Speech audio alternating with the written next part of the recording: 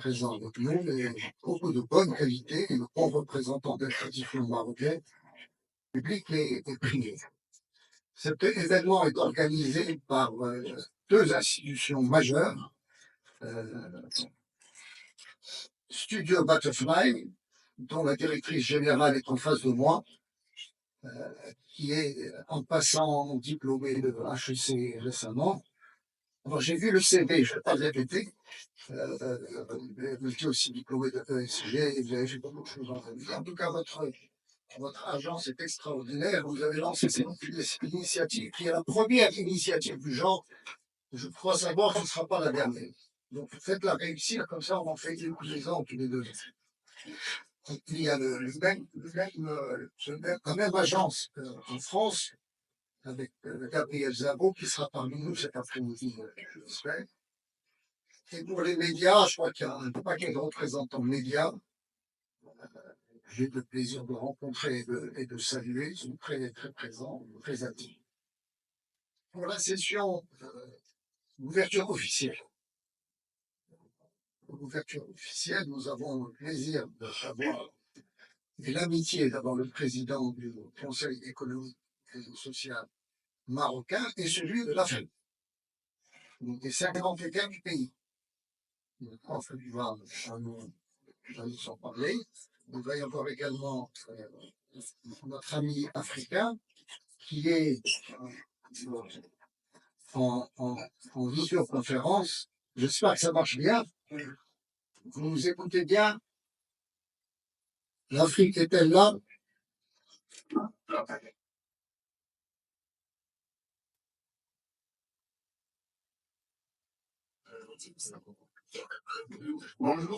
Bonjour, merci d'être là. Après, nous allons avoir un key speaker qui va prendre tout son temps, mais pas plus d'une heure. Monsieur Laurent Maréli, professeur émérite de HEC, qui est intervenant également à l'université Mohamed VI. Et je crois savoir que vous faites également de l'enseignement à l'école polytechnique à Paris et vous connaissez bien les Marocains de France. Voilà. Donc, si Ahmed Reda Chami, je ne veux pas que je vous dise que c'est un ancien de l'école centrale, il ne veut pas que je vous dise que c'est un ancien ministre, il ne veut pas que je vous dise que c'est un homme très sympathique et très dynamique, qu'il est à l'origine de la création de Masser, le laboratoire de recherche marocain qui fait de très très belles choses, et j'oublie beaucoup de choses. Hein. C'est Ahmed Reda. Merci.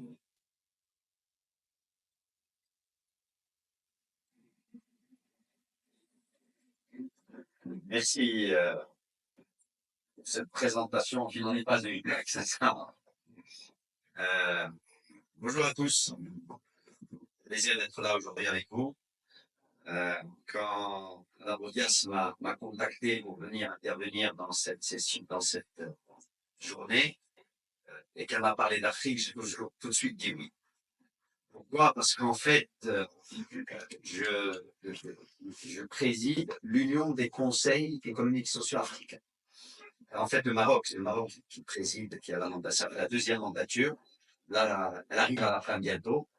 Et en fait, au sein de l'UGSA, nous sommes 22 pays. Et alors malheureusement, les 22 ne sont plus actifs, vu ce qui s'est passé dans certains pays, pas trop loin, avec les coups d'État, etc. Certains conseils ont été gelés. Donc en fait, il y a 17 actifs, maintenant 18. Mais bon, on reste une organisation extrêmement active. Et en fait, on porte la parole de citoyens africains. C'est ce qu'on fait, ce qu'on veut faire, c'est notre ambition. Je me rends dans quelques jours à Brazzaville parce que nous avons une assemblée générale.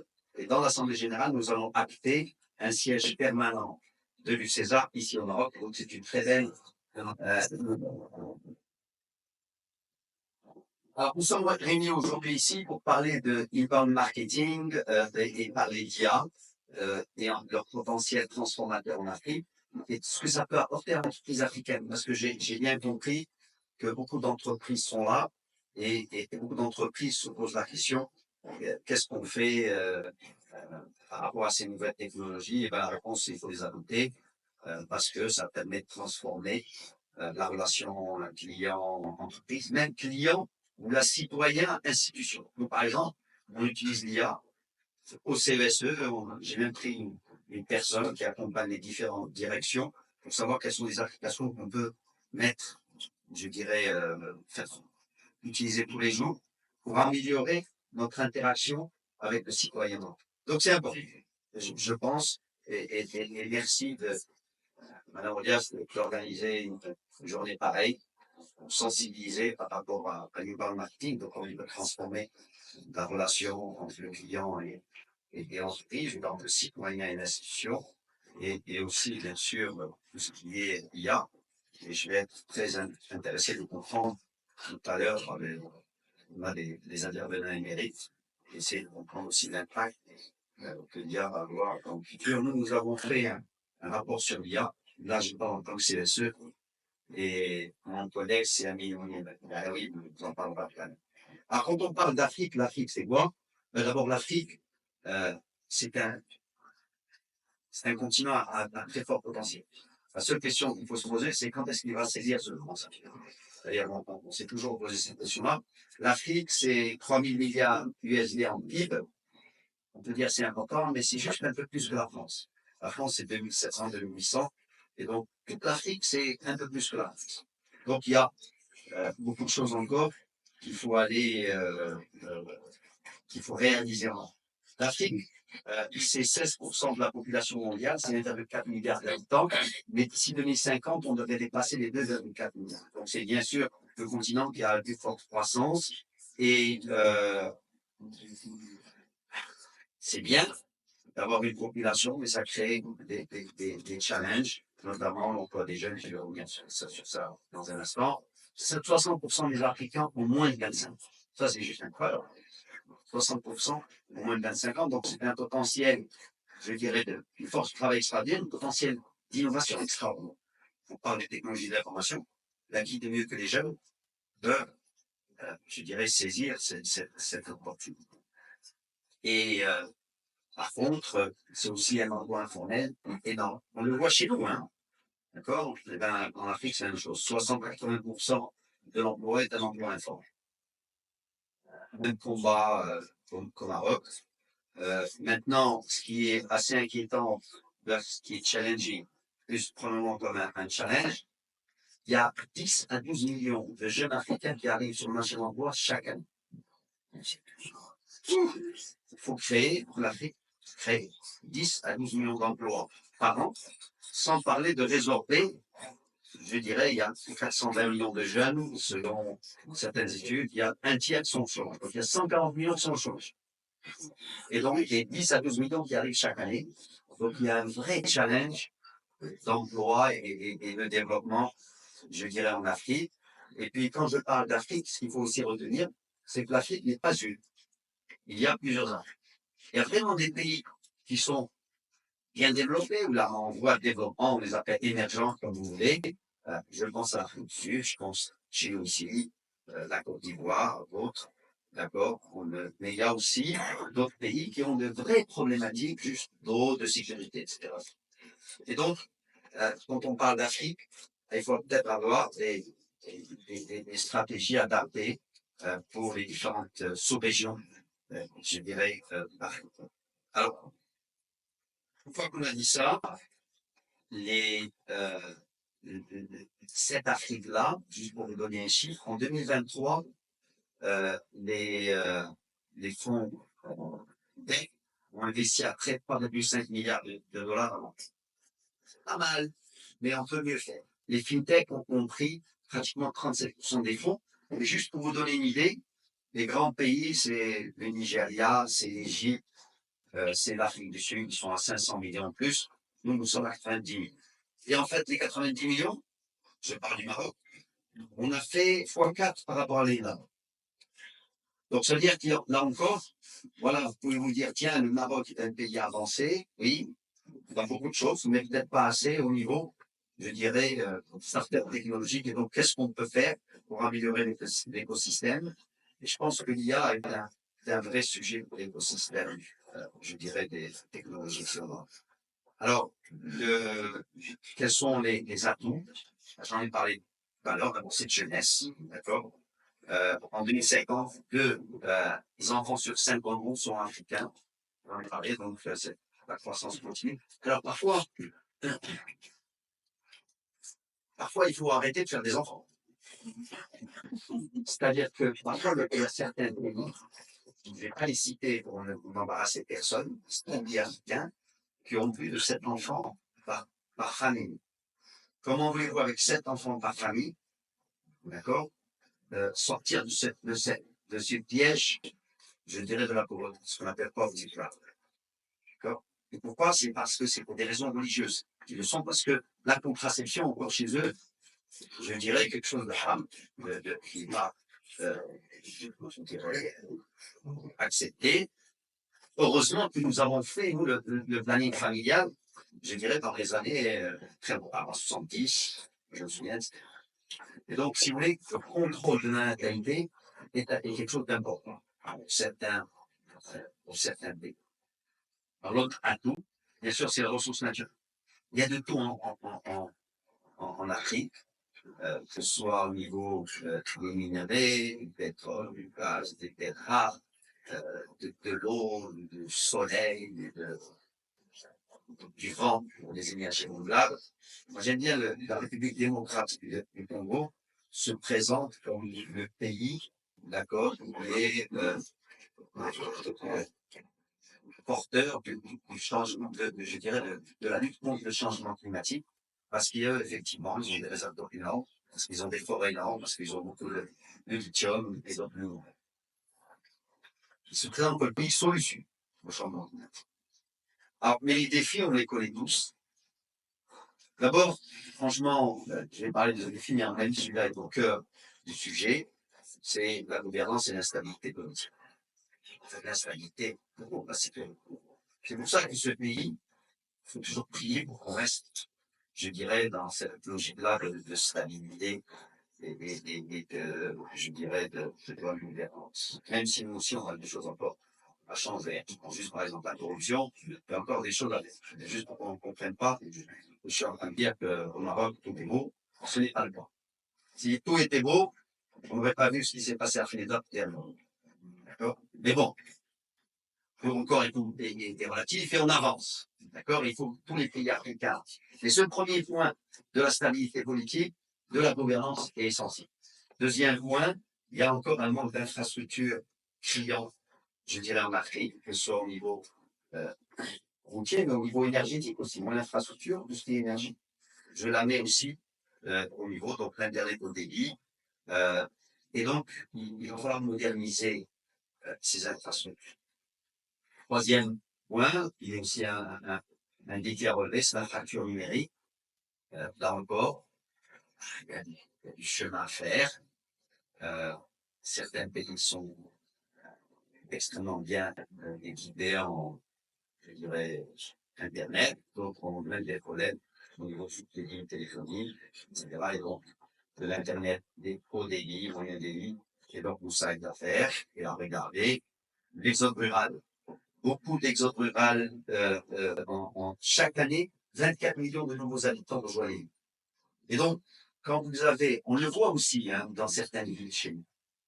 Alors, c'est toujours le vrai débat. Est-ce que l'exode rural est une bonne chose, une mauvaise chose? Donc, tout pays ne se développe qu'en passant du primaire au secondaire, du secondaire au tertiaire. Donc, l'exode rural en elle-même n'est pas une mauvaise chose. Au contraire, on prend des gens et on leur donne un travail qui peut avoir une plus forte valeur ajoutée en termes de création.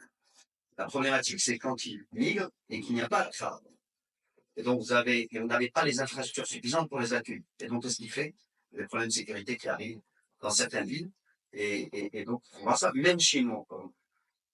Quatrième point qui pose un problème, j'aurais même pu commencer par celui-là, c'est le manque de compétences, et le capitaine humain qui va falloir former, etc. Et le dernier, c'est le changement climatique. L'Afrique est très soumise au changement climatique. C'est eux qui ont les moins pollués et c'est eux qui sont les plus impacts. Il y a quand même des injustices sur cette terre si on avait besoin de trouver. Et donc, nous, en tant que CESA, un des sujets sur lesquels nous avons beaucoup travaillé ces 3 dernières années, c'est le changement climatique, mais vu par les citoyens africains. Et donc, nous avons pris une société qui s'appelle Opinion Way. Nous sommes allés faire un questionnaire dans 16 pays africains. Nous avons fait des workshops dans 5 pays africains, donc des 5 sous-régions. Et nous avons trouvé, nous avons demandé aux Africains est-ce qu'ils le ressentaient, comment ils le ressentaient, pour eux, c'est quoi les causes, est-ce qu'ils s'engageaient. Et la bonne nouvelle, c'est que beaucoup de citoyens sont déjà engagés contre le changement climatique, d'accord, et ils sont à la disposition et ils veulent que le gouvernement les engage, leur demande de plus de que les gouvernements travaillent avec eux pour justement contrer le changement climatique. Alors maintenant, qu'est-ce qu'il faut faire pour saisir le potentiel dont j'ai parlé tout à l'heure? Gouvernance. Gouvernance, gouvernance, gouvernance. D'accord? Et donc ça, c'est absolument, et ça, c'est franchement personne ne peut faire, par exemple, même. D'accord? C'est pas quelqu'un qui va décider de mettre ça. Alors, si, parfois, vous avez certaines puissances extérieures du continent africain qui alimentent des foyers de tension parce qu'ils sont intéressés par des minerais autres, et donc ça n'aide pas la gouvernance. À la fin de la journée, c'est aux Africains de régler leurs problèmes de gouvernance. Le problème d'infrastructure, ça aussi, c'est de l'investissement, et donc ça, c'est le plan de développement qu'ils peuvent faire, en voyant l'investissement comme un investissement rentable, pas de la dette qui sert à payer des salaires. La bonne nouvelle, c'est qu'on peut faire ce qu'on appelle le leapfrog. Leapfrog, c'est-à-dire qu'au lieu d'utiliser les mêmes technologies que les pays développés ont utilisées il y a des années, eh ben, on saute à une technologie récente qui permet d'éviter tout l'investissement qui s'est fait auparavant. Un exemple, c'est au lieu de mettre du cuivre pour le téléphone, ben, j'utilise le GSM. Au lieu de mettre des cartes bancaires, je peux utiliser le mobile banking, etc., etc. Donc, il y a beaucoup de technologies qui sont des technologies intéressantes qui peuvent faire gagner du temps. Le potentiel, accélérer le potentiel économique. L'Afrique ne se développera pas sans industrialisation réelle. Je suis très content qu'ici au Maroc, on ait, depuis quelques années, une vraie stratégie industrielle qui continue à apporter ses fruits, qui continue à nous permettre de nous développer. Ce qui est intéressant, c'est que nous pouvons créer des chaînes de valeur régionale, chaînes industrielles, donc avec les industriels africains. Les gens qui font le travail tel produit, qui peut être transformé dans un autre produit, qui peut être pensé dans un autre produit africain, etc., etc. Donc ça, c'est important. Et dans ce potentiel économique, bien sûr, toute la capacité que nous avons en énergie renouvelable. Juste pour vous donner une idée, juste le Maroc. Le Maroc a la capacité en énergie renouvelable, donc en eau, en solaire et en éolien, d'un Venezuela ou d'un Niger. Et ça, c'est de l'énergie verte. Et donc, c'est très important qu'on arrive à réformer les secteurs et attirer le privé, parce que c'est le privé qui fait de l'investissement dans les énergies renouvelables, pas que ce soit l'État qui le fasse. Autre opportunité extraordinaire, c'est bien sûr celle dont on parle aujourd'hui, le potentiel du digital et de l'innovation. Et donc sur ça, il faut continuer, hein. Adopter des technologies telles que l'IA ou d'autres, faire en sorte que nous adoptions un inbound marketing pour mieux connaître les clients, pour les aider, etc., en utilisant toutes les technologies, très important parce que ça nous permet de redéfinir, de comprendre les besoins du consommateur ou les besoins des citoyens et de personnaliser les services d'une manière extrêmement, je dirais, intéressante, d'être plus productif à l'échelle mondiale. Le capital humain, j'en ai parlé. Mandela disait l'éducation est l'arme la plus puissante qu'on puisse utiliser pour changer le monde. Il avait raison. Et donc, qu'est-ce qu'on fait? On a un vrai souci, nous aussi, ici, vous le savez. Il y a une réforme de l'école qui est en cours, et je suis très confiant de réussir à se prétendre. On a commencé à voir des bons indicateurs déjà sur les écoles pionnières. Le défi, c'est de généraliser. C'est bien d'avoir 6 000, mais porter à 20 000, ça devient une challenge. L'autre chose que l'Afrique peut faire, c'est ce qu'on appelle les partenariats, et les partenariats sud-sud principalement. Ça aussi, ce sont des choses extrêmement bénéfiques pour l'Afrique. Là, c'est les cartes, un jour verra le jour. Et je pense qu'on pourra travailler avec beaucoup de pays africains. Et le Maroc, et je vais conclure sur ça, le Maroc peut être vraiment une locomotive dans ces partenariats africains. Sa Majesté avait fait le tour d'Afrique plusieurs fois et donc on avait signé beaucoup de partenariats avec les autres pays d'Afrique.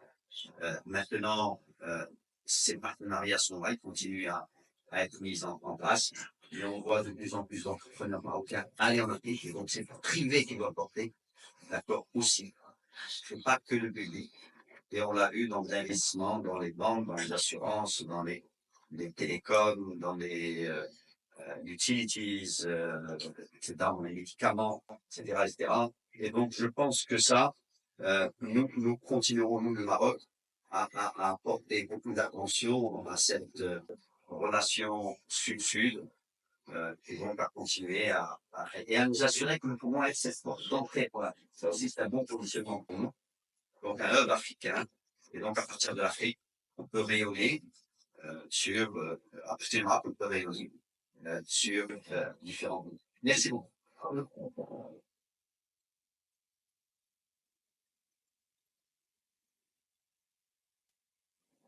Merci, c'est chéri.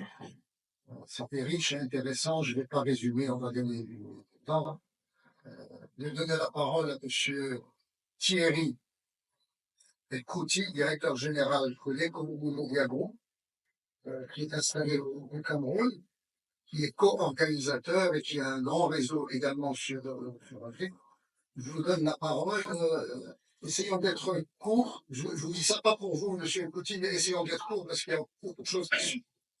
La parole est à vous. Bonjour.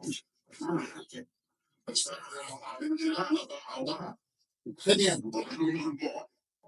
Bonjour à tous les participants de cette première édition de l'Africa Advisory. Il s'agit d'un événement que nous avons pensé dans les studios Butterfly à Casablanca avec Michel Mondias. Et nous avons mis en place cette fameuse opération Sud-Sud que depuis une vingtaine d'années, Sa Majesté le Roi, Mohamed VI, et nous, en tant qu'entreprise africaine, nous avons décidé de mettre en place cet événement qui est à sa première édition et qui doit être un événement d'envergure. Comme vous le savez, les véhicules sont toujours un peu garoutiers, un peu difficiles. C'est pourquoi cette année, cette première édition, nous avons donc ce événement en hybride, en présentiel, ou en et en distanciel avec les participants africains. Ce matin, nous avons pu avoir l'esprit un mix de patron de PME. Nous avons la présence du président de l'association camerounaise des professionnels du marocains de la communication, M. Choudou.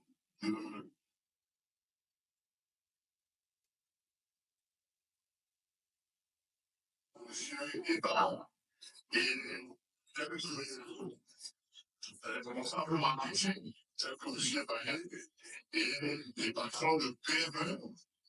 Nous avons notamment la directrice générale de ce qui est une entreprise de nettoyage à la manière des aussi. Donc, c'est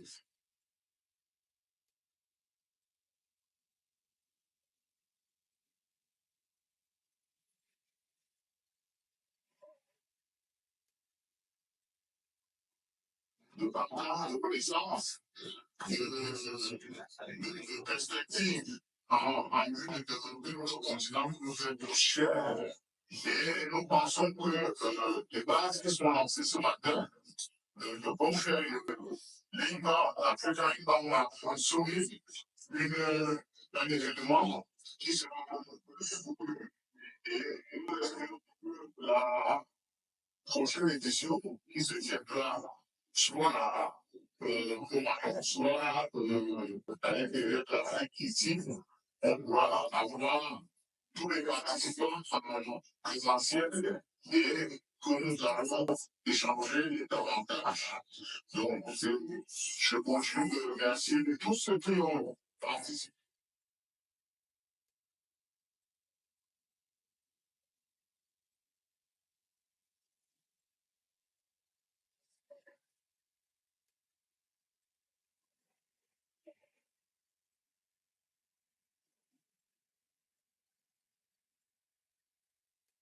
un magasin qui est distribué dans d'une dizaine de pays africains et qui est édité à partir de Casablanca.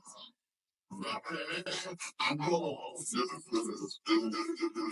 de discuter davantage la pensée de ce africain, de ce africain. Je vous remercie.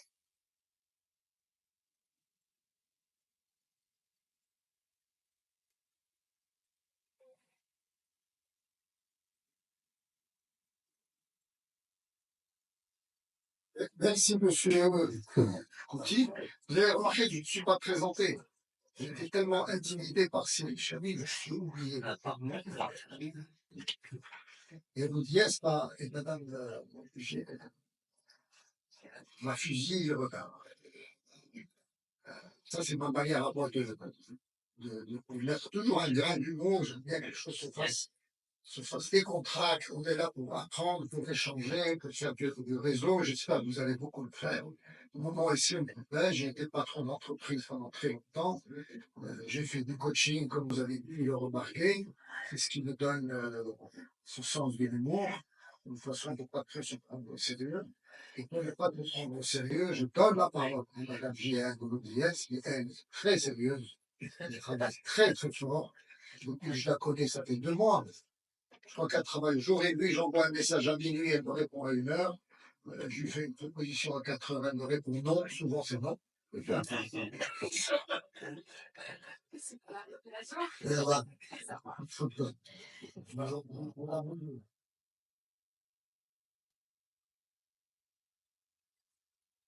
Merci, monsieur le collège. Je ne sais pas si on m'entend.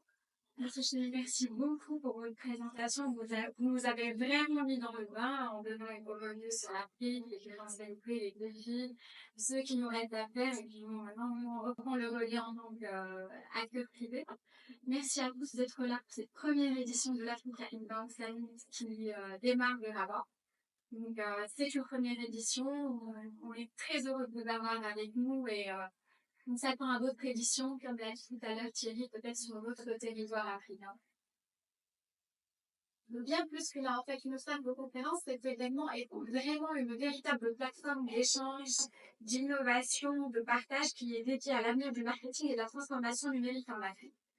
Dans un monde où les technologies évoluent aujourd'hui à une vitesse qui est très rapide, il est essentiel que nous, acteurs économiques, donc là vraiment je mets le focus sur nous, les acteurs économiques africains, soyons à l'avant-garde de ces nouvelles stratégies et de ces nouvelles technologies qui façonnent l'avenir de nos entreprises et de nos institutions.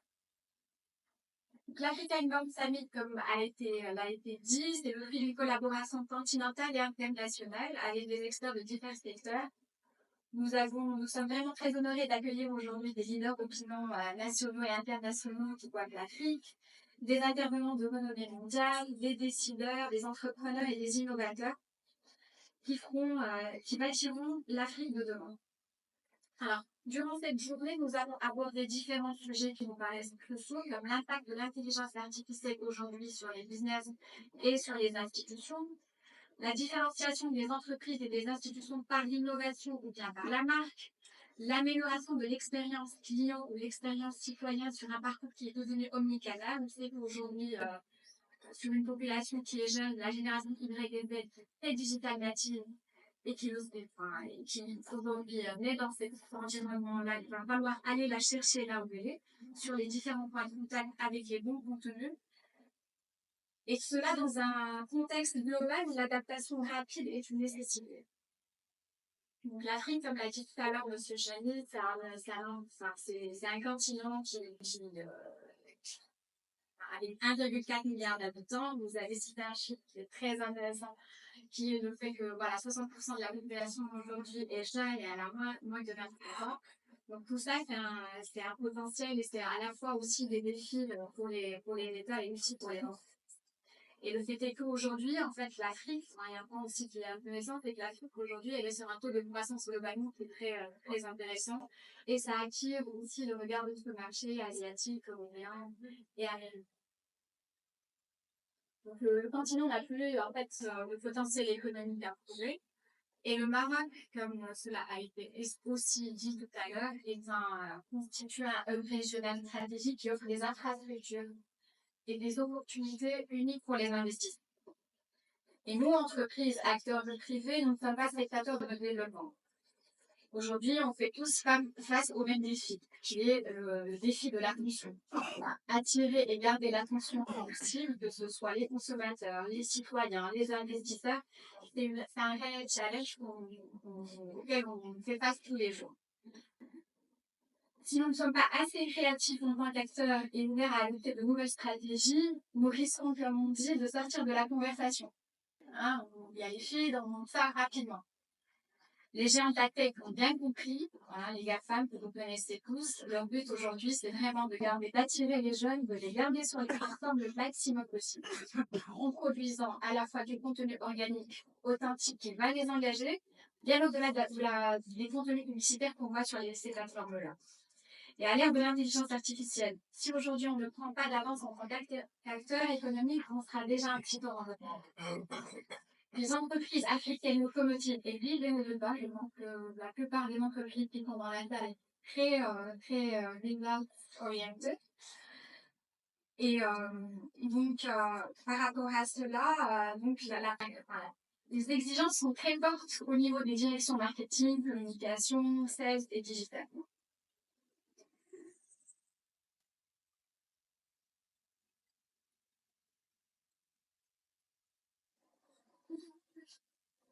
C'est là, en fait, comme vous l'avez bien vu, le thème de la matinée, de la journée est l'inbound. Pourquoi? Parce qu'aujourd'hui, en fait, cette méthode qui vise à attirer les clients plutôt que d'aller les chercher ou qui vise à attirer les citoyens plutôt que d'aller les chercher est une méthode extrêmement efficace. Aujourd'hui, il n'est plus question de savoir si cette méthode fonctionne. Elle fonctionne déjà sur d'autres marchés, sur les marchés américains, sur les marchés européens. C'est une méthode qui fonctionne très bien.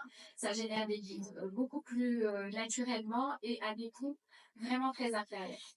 L'objectif de la journée aujourd'hui est d'encourager le dialogue constructif entre les différents acteurs académiques, institutionnels, privés, qui sont présents avec nous et qui nous honorent de leur présence, et surtout d'apporter des solutions concrètes pour le développement durable des entreprises à travers de stratégies innovantes, adaptées aux spécificités de nos différents marchés africains. D'ailleurs, ça a été bien signalé, les marchés sont au sein de l'Afrique, nous sommes sur des vitesses vraiment différentes et parfois même au sein d'un pays, on a des spécificités locales qu'on doit adresser en tant qu'entreprise ou institution. Donc, merci énormément à nos honorables intervenants, nos partenaires médias Argonato, le groupe Le Matin et ses imprimeries, les échos, le site info, Boucle News, Deuxième Média, Radio Afrique qui sont avec nous et qui commencent à être bien présents en Afrique. Et puis nos amis de TV5, ainsi qu'à vous tous pour votre engagement à faire de cette première édition, abriter ici encore une fois au Maroc un véritable succès. Ensemble, nous bâtirons des ponts d'innovation et la tradition. L'Afrique et le monde afin de créer un avenir prospère pour notre continent et pour nos jeunes. Je vous souhaite à tous une journée riche en découvertes, en échanges et en inspiration. Merci.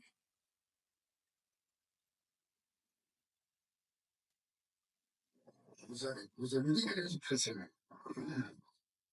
Ça fait combien de temps que tu prépares cet événement? Moins de moment. Des années. Et mon frère, vous avez combien de temps pour vous préparer? 6-7 mois, un peu plus. 6-7 mois. Ah ouais. L'équipe est là, vous allez la connaître. J'aimerais bien qu'on pose la scène et qu'on mette les projecteurs sur toute la scène. Quelles sont les entreprises qui sont représentées dans la scène? Juste avant de vous donner la parole, que vous sachiez à qui vous avez affaire. Quelles sont les entreprises qui sont présentes?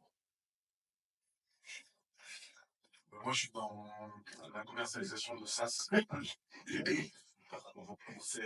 Pour les SMB. Initialement, on faisait la présentation pour Juste le nom de l'entreprise. Ah, Uvio. Uvio. Uvio. Ouais.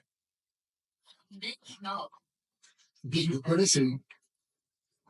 Tu travailles sur un terrain déjà très. Monsieur? Kits, c'est une plateforme digitale. Solar Power. Solar Power, excellent. Bourse de Casa. C'est une belle entreprise. Voilà. Ah. L'éducation. C'est une plateforme digitale pour la formation et promotion de la santé. Très bien.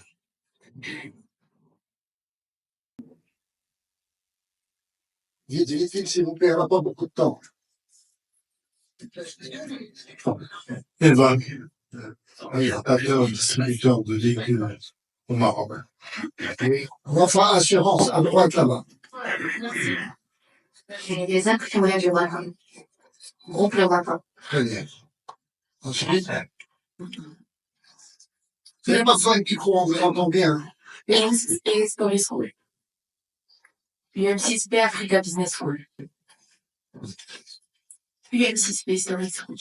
On est en force, hein, le même système. CGI Maroc, promotion du groupe. CGI Maroc. Pareil, CGI Maroc. Très bien. Allez-y, sans micro, allez-y, rapidement, rapidement. Il traduit au Maroc et il traduit africain. Super. Idéal. Il travaille. CESE, Conseil économique, social et environnemental. Conseil économique et social. BMCI. BFCI. Bon, on va arrêter là. Ça nous donne un bon panaché des gens qui sont présents. Donc, vous avez affaire à des entreprises fortes, moyennes. Beaucoup sont des responsables du marketing, j'imagine. Donc, sans plus attendre, je vous donne la parole à monsieur Laurent Pariani, le professeur émérite à HEC, qui est professeur à Polytechnique et professeur à l'Université de Nantes. Et je crois que vous intervenez beaucoup dans les entreprises. La parole est à vous. 45 minutes.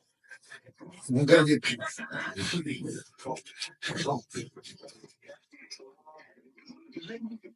Bonjour et bonjour. J'ai été vraiment saisi de ce que vous avez pu me dire et j'ai déjà commencé à apprendre beaucoup de choses. Quelques propos liminaires. Je crois que l'histoire de l'intelligence artificielle n'est pas écrite. Je crois même qu'on est au début d'écriture de cette histoire. Et un peu à l'instar de l'imprimerie, cette intelligence artificielle va faire de nous des individus démultipliés, pour reprendre le titre du livre du professeur Raphaël Gaillard, plus jeune académicien français actuellement, neuropsychiatre à Sainte-Anne, qui compare le développement justement de cette intelligence artificielle aujourd'hui au développement de l'imprimerie aux premières pages de l'imprimerie. L'imprimerie se développait parce qu'on a trouvé un moyen économique de faire le papier. Quel sera le moyen économique que l'on va trouver pour faire de l'intelligence artificielle? C'est pour ça que je dis que nous sommes en train d'écrire, et à partir du moment où on écrit une partition, l'avantage acquis n'existe plus. On part d'une ligne de départ floue, et c'est cette chance-là qui se présente aujourd'hui à chacun. La deuxième remarque liminaire, c'est que dans un master que je dirige à HEC, marketing et développement commercial, il y a 12 ans, j'ai introduit un cours d'intelligence artificielle. Et on m'a dit à l'époque, qu'est-ce que ça a à voir avec le marketing et le commerce? Si vous voulez plus que je dirige le programme, vous me le dites, mais des fois il faut être un peu désagréable. Mais aujourd'hui, j'ai supprimé mon cours d'intelligence artificielle parce qu'il a instillé dans tous les cours.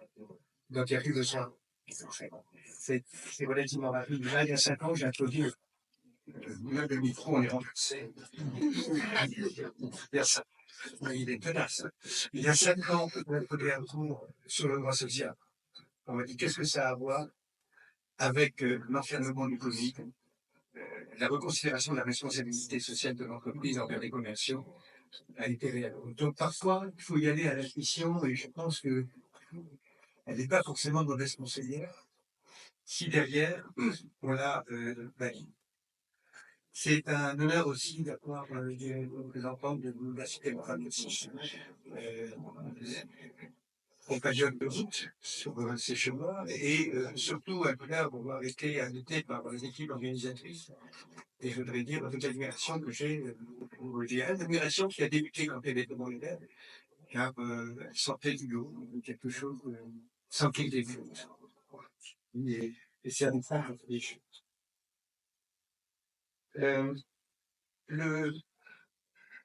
L'intelligence artificielle est d'abord un mode éducationnel. Ça va transformer notre mode d'enseignement, Il va falloir reconsidérer et ce mode éducationnel transformé va probablement aussi être générateur de richesse économique. On va repenser l'école d'une autre façon, on ne peut pas se laisser faire comme ça par la technologie.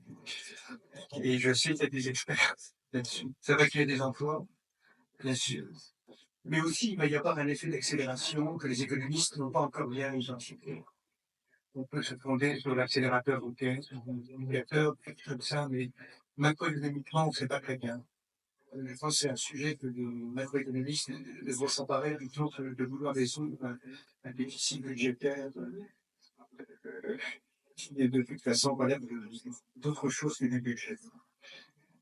Et puis, donc, c'est à augmenter, nous pouvons y croire, mais il est augmenté et ça entraîne une responsabilité.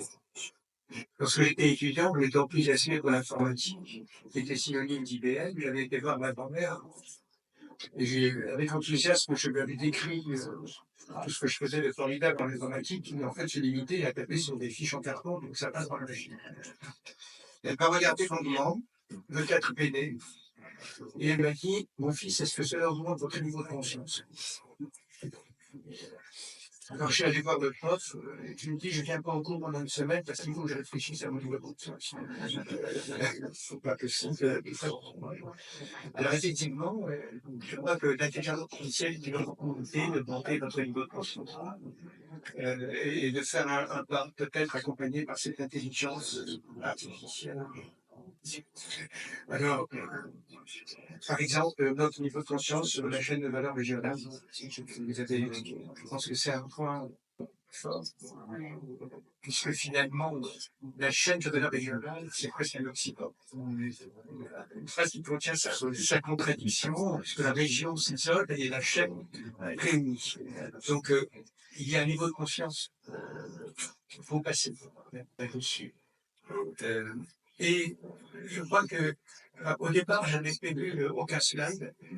Et puis je me suis dit que peut-être que si j'endormais la salle avec les slides, certains pourraient donner l'impression qu'ils sont pas réveillés. In fine, quelques slides pour aider moi-même en premier. C'est pas forcément pour vous, c'est surtout pour moi. Mais je veux surtout que ce soit une promenade, puisque nous allons avoir des conférences, des débats qui vont aller beaucoup plus loin que ce que je pourrais faire dans ce domaine.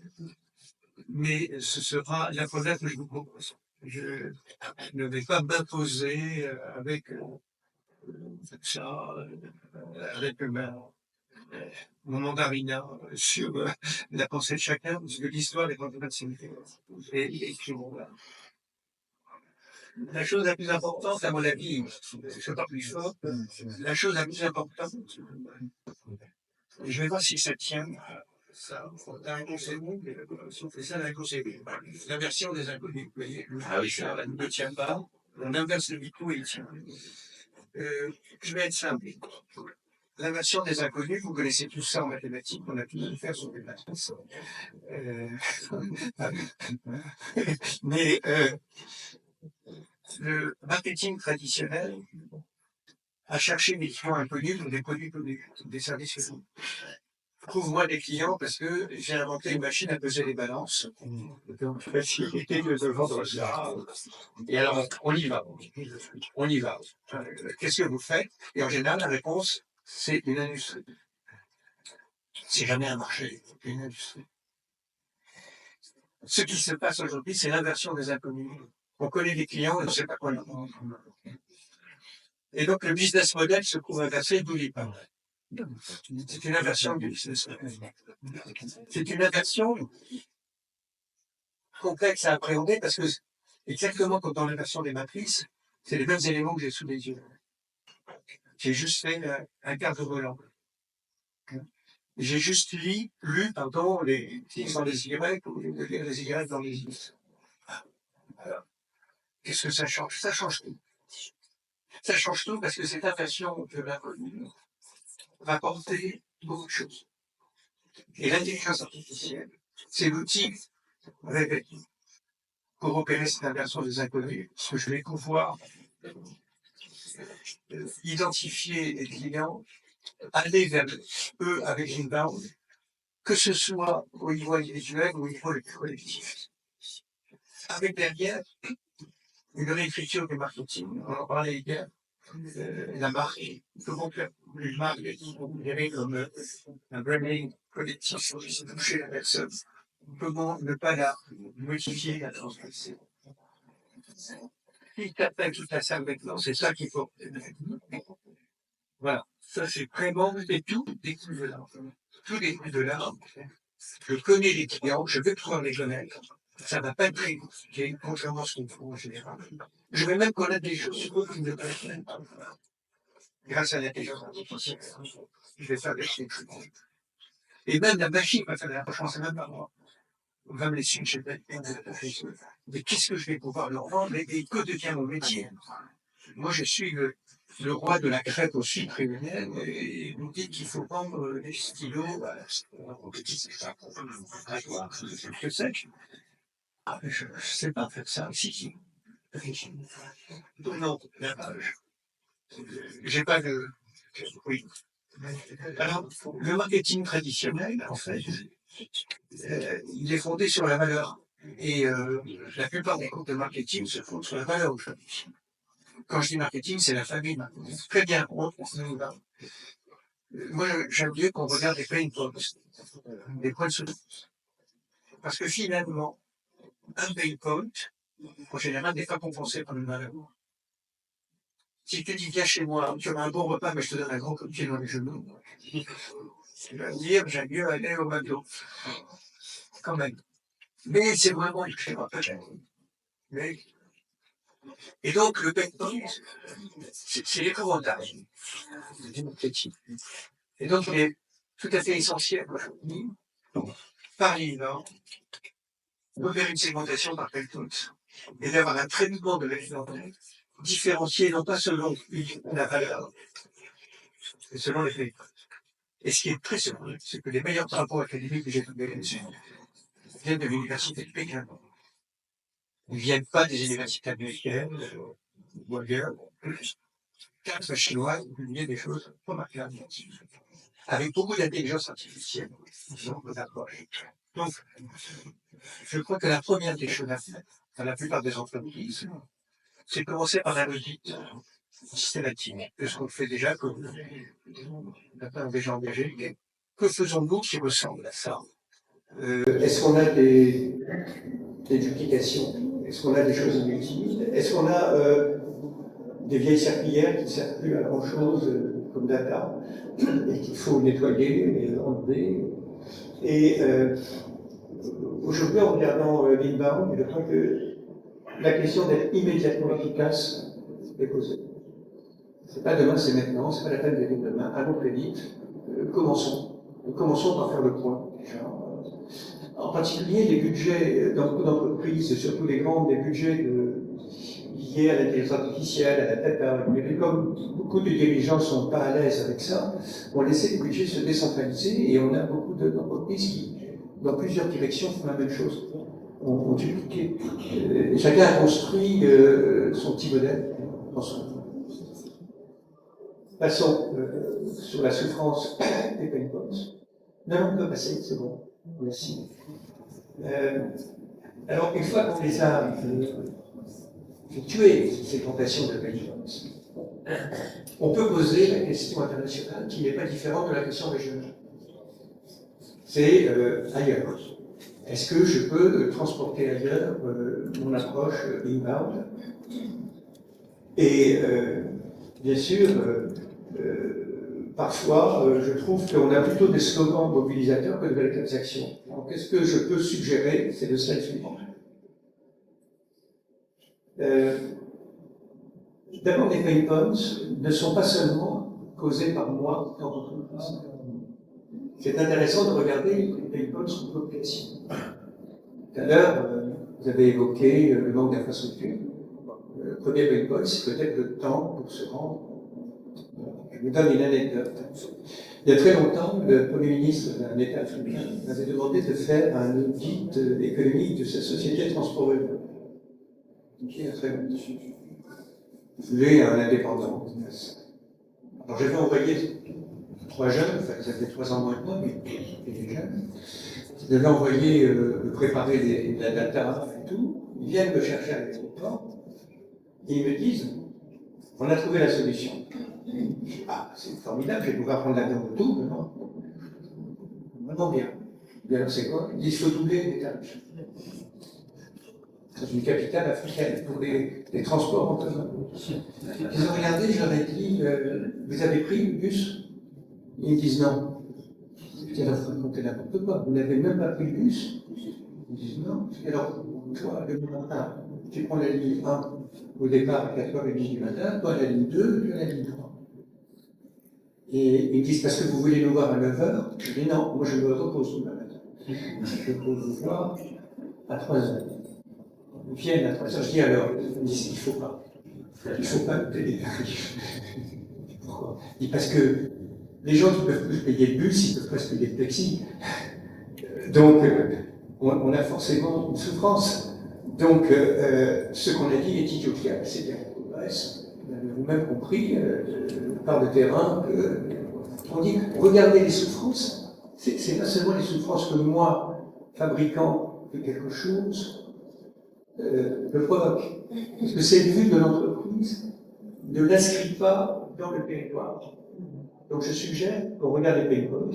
Alors j'ai mis quelques exemples. L'inflation, le pouvoir d'achat, la peur de la fin de vie indigente, l'incapacité à réagir à des pénuries induites par des guerres, la déception de n'avoir rien à léguer à sa descendance, la peur de perdre un emploi, voilà, et puis pourquoi on dit que l'information est importante, mais que certains n'en bénéficient pas et d'autres en bénéficient, etc.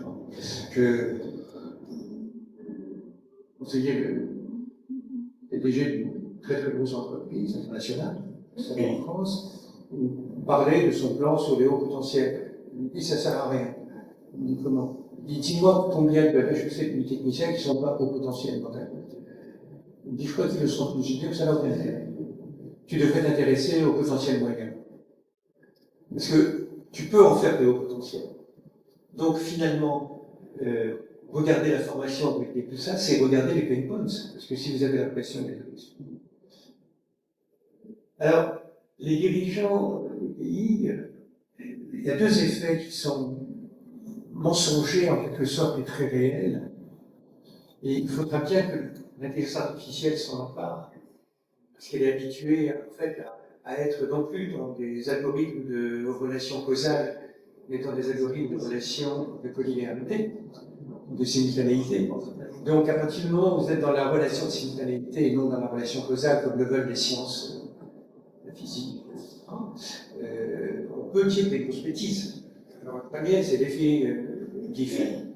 L'effet Giffen, c'est que si dans une population pauvre qui se nourrit essentiellement de biens de base, vous augmentez le prix des biens de base, les gens ne vont pas augmenter leur consommation de haricots verts si vous augmentez le prix du riz. Ils vont manger encore moins de haricots verts, mais encore plus de riz. Donc vous avez une élasticité mensongère. Parce qu'on va dire, ils sont pas si pauvres, on augmente le prix du riz, ils en consomment encore plus. Puis vous êtes, si moi je dispose de 20 dirhams et que j'en ai 10 pour l'alimentation, 10 pour le reste, et que dans les 10 alimentations, il y en a 6 qui vont sur des céréales. Si j'augmente le prix des céréales, je ne vis pas pour une augmentation de prix, mais pour la nourrissement. Donc, je vais dire, les enfants, les 4 € qu'on avait pour acheter des haricots verts et de temps en temps un poisson, on n'en a plus que 3 parce qu'on va manger un peu plus de riz, parce que ça reste moins cher quand même. Ça reste quand même moins cher que les haricots verts. Donc cet effet Giffen est un trompe-l'œil de l'intelligence artificielle. Et puis vous avez un autre effet qui est l'effet Veblen. Alors ça, Giffen, c'était un richissime aristocrate écossais, donc il s'intéressait aux pauvres. Veblen, lui, il était pauvre, donc il s'est intéressé aux riches. Il faut bien mettre de la variété dans ses préoccupations. Et Veblen, c'est l'effet Hermès. Si j'augmente, quand Hermès a doublé le prix de ses sacs, il a augmenté ses ventes de 27%. Parce que un sac Hermès, c'est pas pratique pour faire le marché.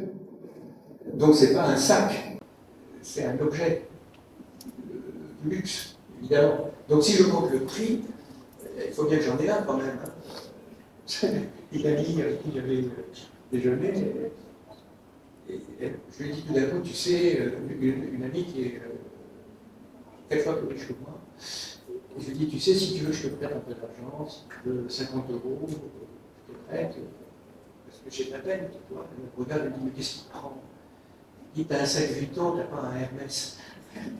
Ça veut dire que t'as de grandes difficultés, c'est ça qui me fait. Effectivement, la différenciation sociale fait que quand j'augmente les prix, j'augmente les ventes, pareil que le riz pour les pauvres. Donc voilà deux effets assez intéressants qui vont nous permettre, par exemple, de comprendre un peu mieux que l'IA est un outil d'anticipation de phénomènes clivants pour la société. Et là où il y a des phénomènes clivants, il y a des marchés. Plus un phénomène est clivant, plus j'ai une clientèle qui va, pas toute la clientèle, hein, une partie de clientèle. Voilà une autre façon de segmenter la clientèle par ligne. En suivant, voilà c'est un test de visibilité. Je crois que c'est parfois aussi un bon moyen pour l'entreprise, par exemple, de se recadrer sur ces marchés les plus efficaces. Il y a beaucoup de marchés que l'on mène parce qu'on continue, ça fait fond de roulement, un peu de cash, mais au bout d'un moment, on les traîne. Et donc cette efficacité mesurée peut être favorisée par une approche qui va. Passons au suivant. Alors, la question de la langue de bois se pose. L'IA n'a pas de langue de bois. Mais l'interprétation de l'IA peut amener la langue de bois. Récemment, j'ai publié une vidéo sur qu'est-ce qu'on va faire quand on n'est pas d'accord avec la stratégie de son patron. Et la conséquence, c'est que l'efficacité maximum, c'est de se taire. En appliquant la théorie des jeux. Ou mieux la fermer. Alors, je peux dire, ouais, mais quand même, moi je suis Zorro. Mais pas Zorro. Il n'y a pas un long cheval noir qui se cabre dans cette entretien. Et que c'est l'image de synthèse. Alors, la langue de bois, il y a plusieurs formes, mais l'IA peut se tromper, mais ne doit pas être censurée dans ses résultats. Parce que parfois c'est extrêmement complexe. J'ai discuté avec un ami qui est chemin de fer, d'infrastructure.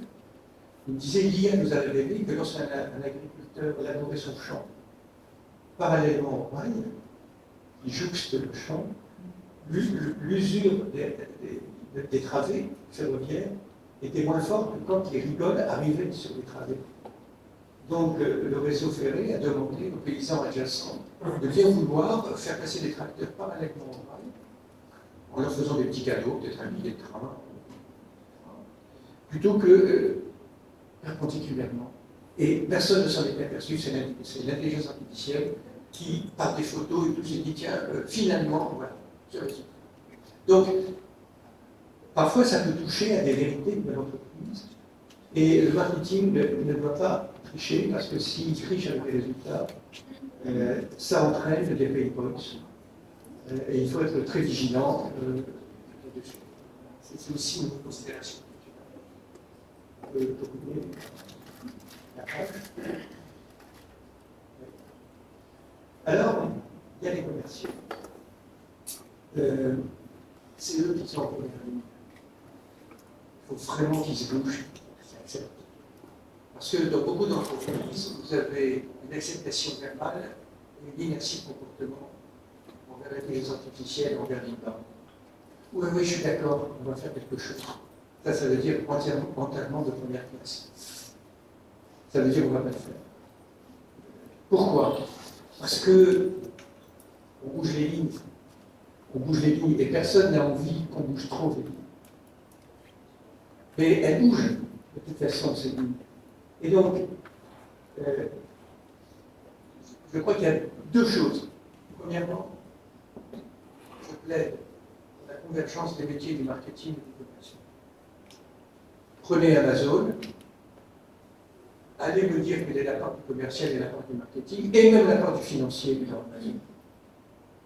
Tout d'un coup, j'ai envie de m'acheter des gourdes de boire avant de partir en excursion. je tape gourde, et bam, on ne va plus me lâcher. Est-ce que vous êtes prime? Oui, non. Vous voulez être livré demain? Ah ouais, bon, d'accord. Alors vous avez ce modèle. À propos, payez maintenant. Et puis ensuite, est-ce que vous êtes content, M. Parini, de vos gourdes? Oui, très content, il y a trop de temps. D'accord. Bon. Jusqu'où peut-on faire la différence entre le marketing et le commercial lorsque vous avez la data et l'intégratrice à ce point-là? Je ne suis pas en train de faire l'apologie d'Amazon et la critique. Beaucoup d'entreprises se trouvent par l'information. Alors, je dis la data parce que digital en français c'est les doigts et en anglais c'est digit. Donc on croit que c'est le même mot, mais ce n'est pas la même origine, c'est pas la même étymologie.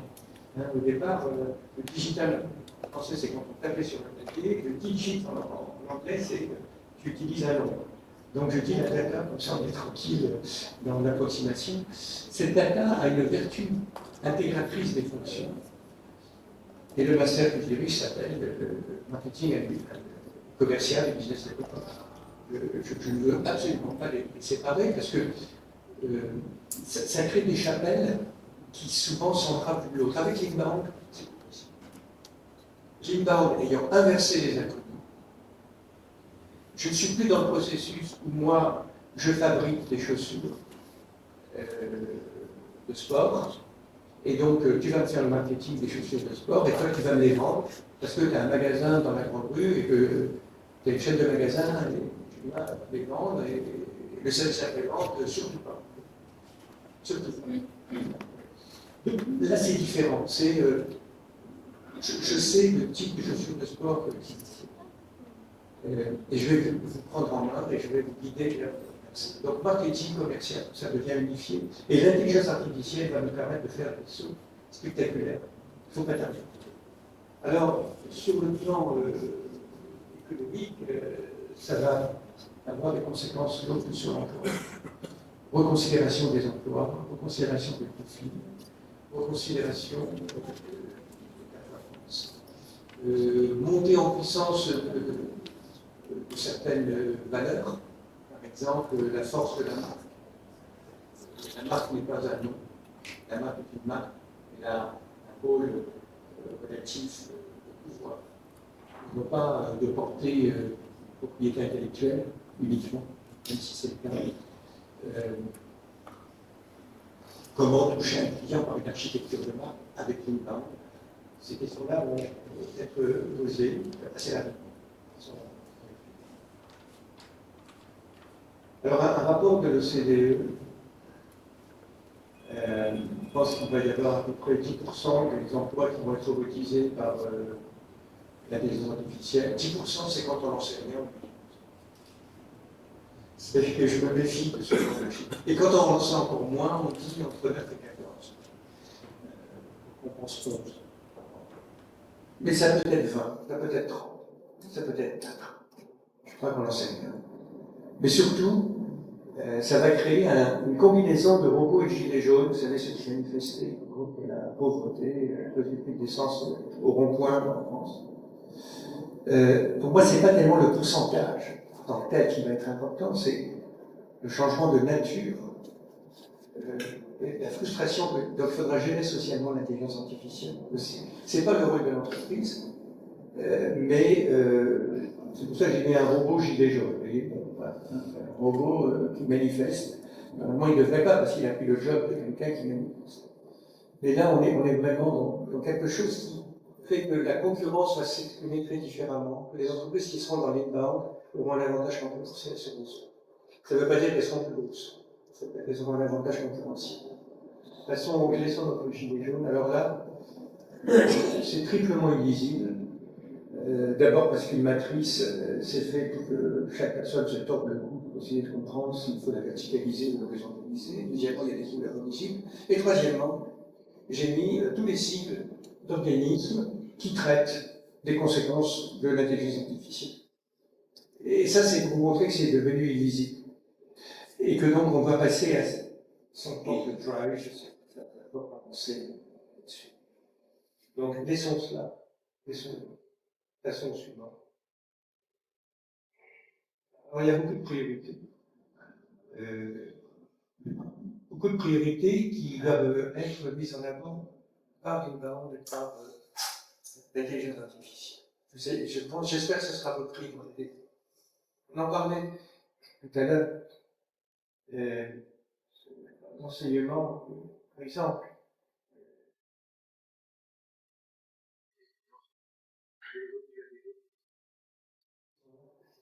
Les transports, mais d'après la Banque mondiale, 50% des plus de 15 ans n'étudient plus. Bon, ça ne veut pas dire que. Mais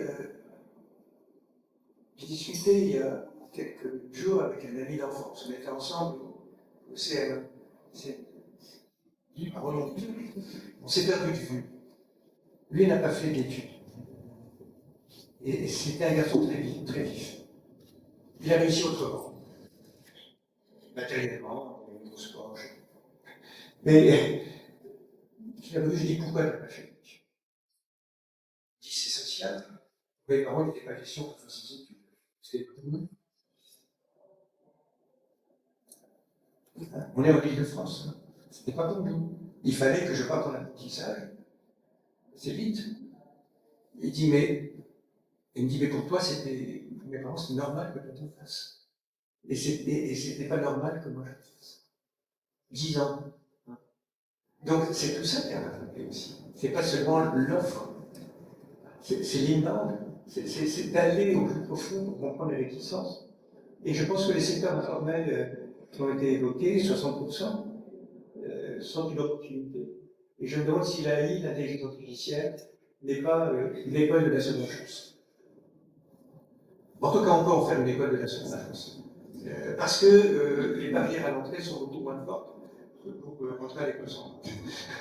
C'est où il y a un processus initiatique très long, très douloureux souvent, et puis après. Donc, rentrons. Bienvenue les autodidactes, bienvenue les pieds nus, bienvenue dans le monde de l'intelligence artificielle. Vous pouvez trouver un chemin, mais il faut vous aider un petit peu. Alors la vie quotidienne, elle est redéfinie par les technologies numériques. J'ai pris une école. Voilà, je pense que vous avez tous ces exemples d'enfants, de voisins, de nièces, qui vous ont sauvé d'une situation compliquée avec votre iPhone. En disant que vous pas faire. La vie quotidienne, générationnellement, a été modifiée, c'est une évidence. Mais maintenant, c'est une montagne de façon suivante. Alors, l'utilisation d'Internet, elle n'est pas si développée que ça. 34% de la puissance de passion. En fait, j'ai une étudiante qui a fait une thèse avec moi il y a 2 ans sur l'intelligence artificielle en Europe.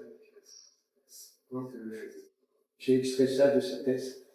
La première année. Citer son nom, il faut prendre César ce qui lui appartient. 34% de la puissance subsaharienne, c'est une opportunité pour les fonctions marketing et commerciales. Taux mondial 62,5. Donc en fait, c'est surtout les urbains qui l'utilisent et plutôt les hommes. Ça montre qu'il y a des femmes, mais le taux chez les femmes est plus faible. Donc le champ est encore très ouvert. On est loin d'avoir saturé la situation. Alors je me suis amusé et j'ai pris le mot Africa. Des fois, des fois, je me trouve en milieu avec moi-même, donc j'essaye de m'amuser. Donc, Africa, mais c'est amusant parce que les voyelles d'Africa, il y a AI et IA. Donc, Artificial Intelligence et intelligence artificielle. Donc, ça, on a les voyelles. Alors, je me suis dit, mais les consonnes, c'est quoi les consonnes FRC, en économie, les finalités de l'IA, les ressources nécessaires et la puissance portée. Ça, c'est très bien, mais c'est pour les économistes. Alors, quelle différence je fais? Les économistes, je disais, avant d'être patron du département marketing, à HEC, j'étais patron du département économique. Et je me suis aperçu que, entre les deux, j'ai enseigné aux États-Unis. Et je me suis aperçu que les économistes essayaient d'expliquer le présent avec le passé, donc ils étaient sûrs de ce. Et j'ai voulu aller avec les fêlés, ceux qui veulent écrire le présent avec le futur. Et ça, c'est le marketing. C'est pour ça que j'ai changé de département. Aller avec un peu des utopistes qui veulent changer le présent par rapport au futur. Et je ne regrette pas, mais avec les deux, on arrive un peu à formuler les choses. Ça, c'est les économistes.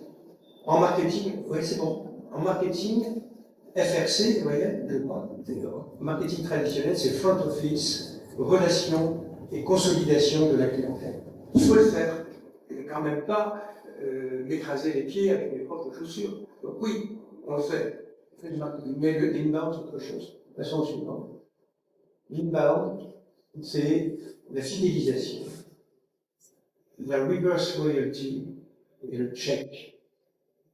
La fidélisation, évidemment. Mais le reverse loyalty, puisque j'ai inversé les variables, ce n'est plus la loyauté de l'offreur vis-à-vis de ses clients, c'est la loyauté du client vis-à-vis de l'offreur. L'idée est difficile à faire passer. Mais puisque je te connais bien, puisque j'ai fait l'inbound, puisque je te connais bien, alors tu vas m'être fidèle parce que je te connais bien. Et que je sais à quel moment, grâce à l'IA, tu es tenté de me lâcher. Donc je vais gérer cette reverse loyalty. Et puis check, tout le temps, vérifier. Et là, non, on le laisse. Je cite un livre, justement, Gabriel Chapeau, de l'inbound marketing à l'account-based marketing. Et il m'a fait l'honneur de me demander d'en faire la préface. Donc, voilà. Passons au suivant, cette fois-ci, on arrive à la fin. En fait, ce que l'on fait traditionnellement, en premier, c'est qu'on intègre les émotions dans l'IA. L'IA est assez efficace pour intégrer l'émotionnel, l'impalpable, le soft skills, tout ça, parce que ça carbure à grande vitesse sur des datas très rapides. Je pense qu'il faut aller plus loin. Il faut éduquer son IA. Si vous n'éduquez pas votre IA, il devient votre maître. Et il vous emmène là où il a envie. C'est-à-dire que si comme l'a fait ChatGPT au début, quelqu'un disait la sauce sur la pizza ne tient pas, qu'est-ce que je dois faire? Mettez de la colle. Non, il faut l'éduquer, il faut lui dire je veux une solution alimentaire. Il faut lui dire ce que vous êtes. Et donc, c'est une chance pour l'Afrique. Parce que les émotions locales africaines sont très variées. C'est un continent de variété. Même à l'intérieur, au Cameroun du Nord, on n'est pas comme au Cameroun du Sud. C'est très différent. Donc, s'adapter aux émotions locales, c'est le premier enjeu. Deuxièmement, en marketing traditionnel, on a les points de contact, le leadership sur la valeur, la fidélité. J'ai suggéré les pain points dans l'IA. Comment l'IA peut m'aider à considérer les pain points et donc faire une IA qui intègre l'évolution, non pas de votre pain point, mais de votre touch points. Les points de contact, c'est là où je vais pouvoir gérer les points de souffrance. Donc il faut que l'IA et l'inbound gèrent simultanément les deux choses. C'est un peu technique. Ensuite, en tant qu'offreur de valeur, marketing traditionnel, je pense qu'il faut que l'IA intègre la valeur et le principe directement, que ça ne vienne pas que ce soit intégré dans le traitement de l'intelligence artificielle. Et moi, je peux tester localement les conséquences. C'est le local en Afrique qui, à mon avis, est le grand débouché.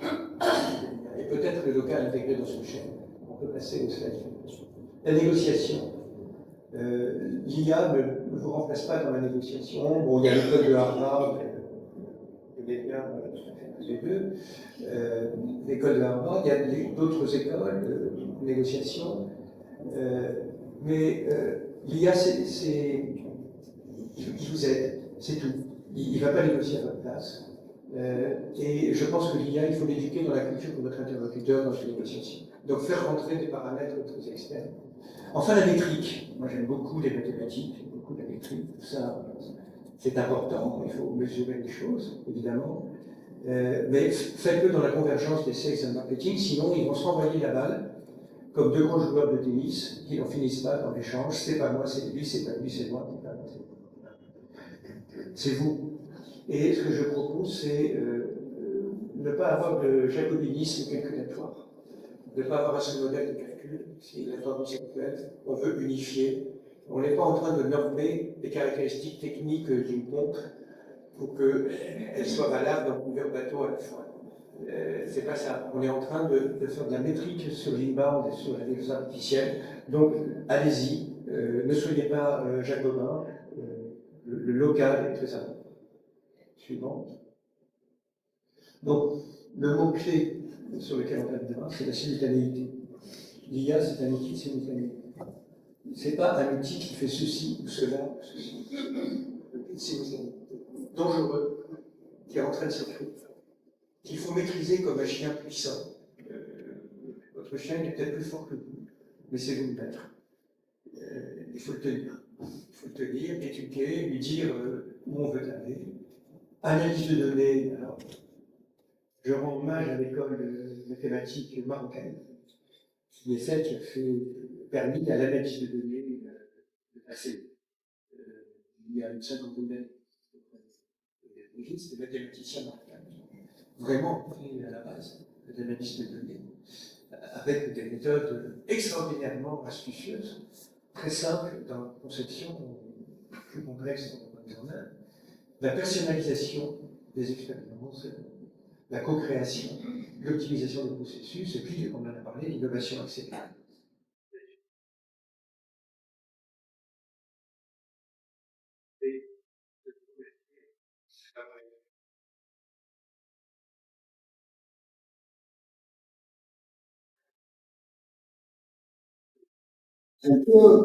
Je vais prendre deux, trois questions, c'est tellement important que je vais vous proposer de rester là où vous êtes, très bien d'ailleurs. D'ailleurs, les gens n'ont pas pris assez de photos, alors allez-y. Est-ce qu'il y a une question dans la salle? Je ne sais pas s'il faut également.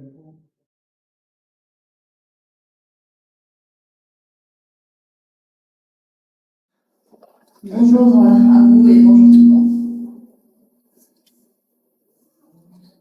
Avant toute chose, j'aimerais vous remercier pour la qualité de cette intervention qui a clairement ouvert certaines pistes de réflexion extrêmement intéressantes. Et de là surviennent deux questions que j'aimerais vous poser. Alors, pour moi, c'était assez binaire. Il y avait deux types de personnes. Il y avait des personnes qui étaient là pour justement détecter, étaient douées pour détecter des pain points, et d'autres qui étaient très doués pour les résoudre. Avec l'avènement de l'IA, pour moi justement, c'était autre chose, c'était aussi une autre dimension, c'est ce que vous avez appelé une élévation des consciences, et aller au-delà justement de ce système un petit peu binaire. Et je voulais savoir quelle était votre perspective par rapport à ça. Et de manière plus terre-à-terre, vous avez beaucoup parlé de l'inbound, l'outbound existe aussi. Est-ce que vous ne pensez pas que les deux peuvent coexister, surtout en Afrique, où effectivement le développement des pays est assez différent et la readiness, la préparation du pays peut s'avérer compliquée, ou s'il n'y a pas une coexistence entre l'inbound et l'outbound, ça peut complexifier justement le fait de faire du business dans ces pays. Merci. Ça va, putain, c'est comme ça.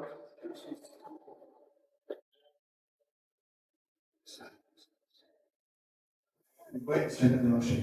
Merci. Non seulement l'outbound a des beaux jours, s'il y a un outbound, mais plus encore, la résolution de l'équation générale est culturelle. C'est-à-dire qu'il faut qu'un ingénieur fasse un travail d'ingénieur. Mais il faut qu'il soit lucide sur l'inversion des inconnus. Que son rôle d'ingénieur, y compris en recherche, c'est de pousser le plus possible, mais ce n'est pas forcément ça qui est attendu par le marché final. Et cela, il faut l'accepter. Je vous donne un exemple. Je faisais un amphi à l'école.